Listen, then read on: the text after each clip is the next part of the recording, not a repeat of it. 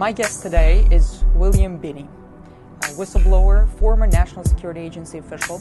He was one of the first to reveal the agency's massive domestic spying program. Mr. Binney revealed that NSA sought and received access to telecommunications companies' domestic and international 20 trillion communications. Mr. Binney also claims that in order to cover its warrantless surveillance, the agency concealed it under the patriotic-sounding name Terrorist Surveillance Program. Mr. Binney, thank you so much for coming.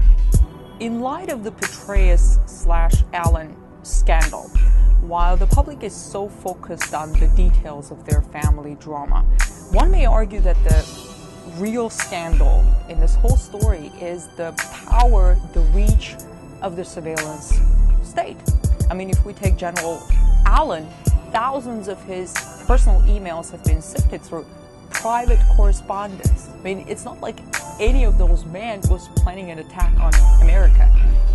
Does this scandal prove the notion that there is no such thing as privacy in a surveillance state? Well, yes, that's what I've been basically saying for quite some time, is that the FBI has access to the data collected, which is basically the emails of virtually everybody in the country, and the FBI has access to it. All the congressional members are on the surveillance too. It's not, no one's excluded.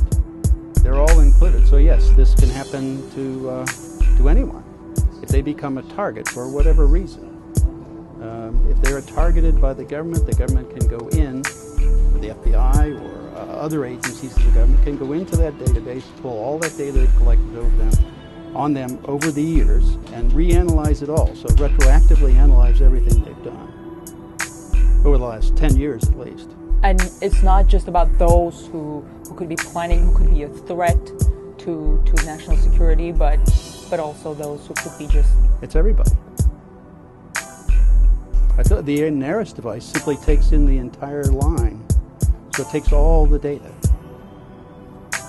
In fact, they advertise. The way they advertise, they can process the lines at session rates, which means 10 gigabit lines. That's the NSA, not the STA6400, but I forget the name of it. There's another device that they have that does that, but it does it at 10 gigabits. That's why they're building Bluffdale, because they have to have more storage because they can't figure out what's important. So they're just storing everything there.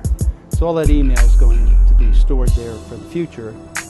But right now it's stored in different places around the country.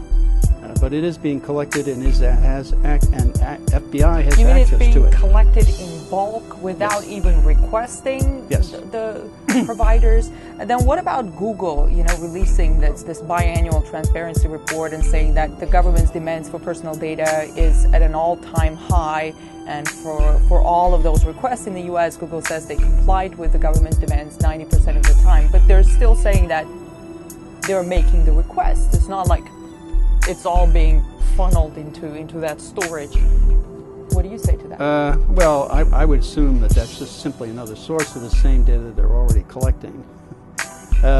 Mark Klein, in his declarations in the court about the AT&T facility in San Francisco, documented the NSA room inside that AT&T facility where they had NARIS devices to collect data off the fiber optic lines inside the United States. So that's kind of a powerful device that would collect everything that was being sent. It could collect on the order of over 100 billion 1,000 character emails a day. One device. So that gives you an idea of the magnitude of the kind of collection that's going on. Well, you're saying they sift through, those are billions of emails. I wonder, how do they prioritize? I mean, is it like foreign nationals first? How do they prioritize? How do they filter it? I don't think well, first of all, I don't think there's any filtering. They're just going to store it all, okay? So then it's just a matter of selecting it when you want it. So if they wanted to target you, they would take your attributes and go into that database and pull out all your data. That's what I was going to ask. Are they reading my Gmail? I should say there is no Afghanistan general in my mailbox. Do you think now that I said that, they will stop looking into my mailbox? I don't think that would make any difference, no. If they had you on the target list, you're on the list. Were you on the target list? I'm sure. I believe I've been on it for quite a few years, yeah. So I keep telling them everything I think of them in my email, so that when they read it, they'll understand what I think of them. Do you think we should all leave messages for the Absolutely, NSA in sure. our mailbox? Sure. Mr. Binney, you blew the whistle on the agency when George W. Bush was president. With President Obama in office, in your opinion, has anything changed at the agency? In the surveillance program, in what direction is Sure. this administration taking program? The change is that it's getting worse. They're doing more. That's why he is supporting the building of the Buffdale facility, which is over $2 billion they're spending on storage alone of data.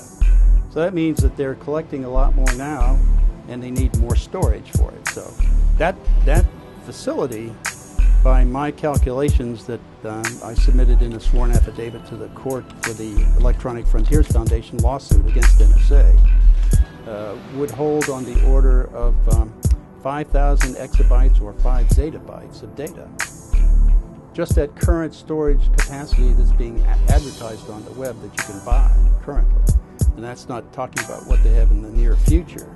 Okay, so what are they going to do with all of that? Okay, they're storing it. Why should anybody be concerned? Well, if you ever get on their enemies list like Petraeus did, or for whatever reason, then you can be drawn into that surveillance. Do you think they were the General Petraeus, who was idolized by the same administration, or General Allen? Well, there's certainly some questions that have to be asked, like why were they targeted to begin with? What law were they breaking, or what probable cause did they have to begin in the even case to of General surveillance? Petraeus, one would argue that okay, there could have been security breaches, something like that. But with General Allen, I don't quite understand, because what they were looking into were his private emails to this woman, and well, that's the whole point. Yeah, the whole point is what probable just to cause embarrass from the him? beginning. And why did they? I'm not sure what the internal Make it politics public. is. Yeah, well, that's part of the problem. This government doesn't want things in the public. It's not a government, a transparent government. So whatever they're doing, whatever reason they had to motive, and whatever the motivation was, I'm not privy to it, so I don't really know. But I certainly think that there was something going on in the background that made them target those fellows. I mean, otherwise, why would they be doing it? There's no crime there. It seems that the public is divided between those who think that the government surveillance program violates their civil liberties and those who say, I have nothing to hide, so why should I care? What do you say to those who think that shouldn't concern them? The problem is, if they think they're not doing anything that's wrong, they don't get to define that. The central government does. The central government defines what is right and wrong and whether or not they target you. So it's not up to the individual, even if they think they're doing something wrong. If their position on something is against what the administration has, then they could easily become a target. Tell me about the most outrageous thing that you came across during your work at the NSA. The violations of the Constitution and any number of laws that existed at the time. That was the part that I could not be associated with. That's why I left there.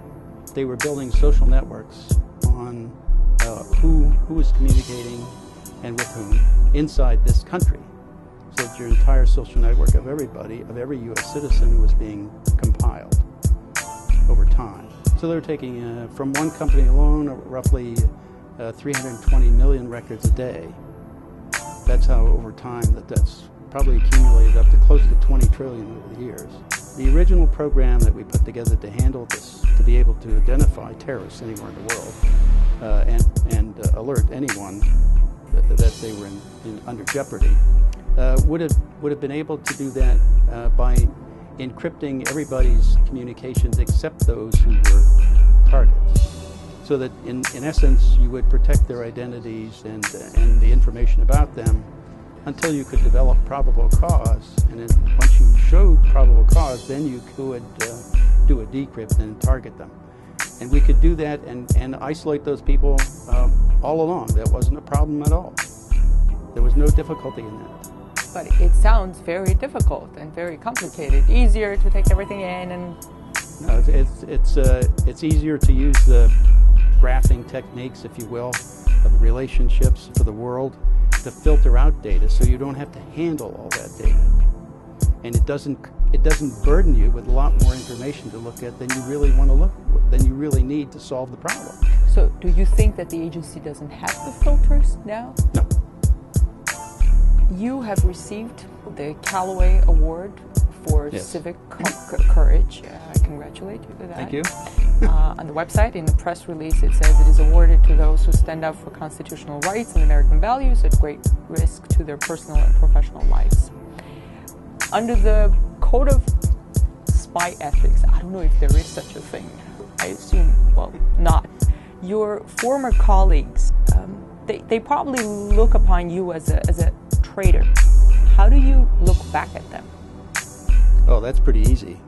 They're violating the foundation of this entire country, our entire foundation of why this entire government was formed. It's founded with the Constitution and the rights given to the people in the country under that Constitution. They're in violation of that. And under Executive Order 13526, Section 1.7, governing classification, you cannot classify information that just to cover up a crime, which this is. And that was signed by President Obama. Also, President Bush signed an earlier executive order, a very similar one. If any of this comes into the Supreme Court and they rule it unconstitutional, then the entire house of cards of the government falls. What are the chances of that? What are the odds? Well, the government's doing the best they can to try to keep it out of court. And of course, we're trying to do the best we can to get into court. So we just thought it deserves a ruling from the Supreme Court, ultimately. The court is supposed to protect the Constitution. All these people in government take an oath to defend the Constitution, and they're not living up to their oath.